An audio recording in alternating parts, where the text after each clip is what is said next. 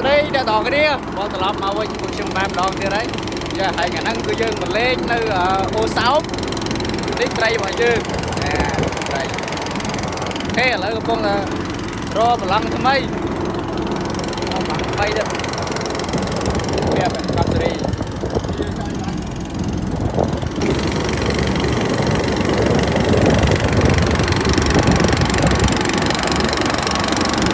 លោកសួស្ដីឥឡូវដល់ប្រឡងហើយ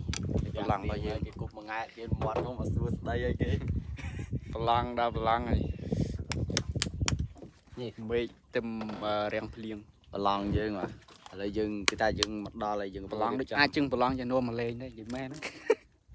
ប្រឡងដូចអាចចឹង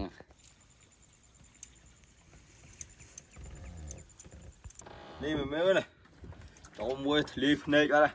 វាខំលឿនពេកអត់បានថតកាមេរ៉ាទៀតអត់ទាន់ទៀតហ៎ខំកូនតឡនតនចូលមួយនេះអូធំបានដែរមើល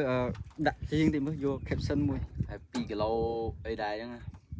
ចឹងយើងលេងបានប៉ុណ្ណឹងធំគេយកអស់ហើយអូសោមើលអើយយើងយកទៅតូចស៊ីគេមកកូនត្រីនេះផ្អែមកំសេរីអែមប្រឡងវាមិនតំណងហ្មងនេះតែសំខាន់តែកន្លែងវាលេងវាសុបាយហ្មងកំសេរីនេះបានមួយមិនមែនតូចទេនេះទូជួយម្នោះមកលេងកំពុងលេង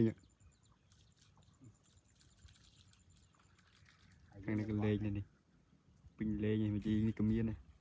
ទូហ្មងបុបអាងវាដេញខំមកកូនត្រី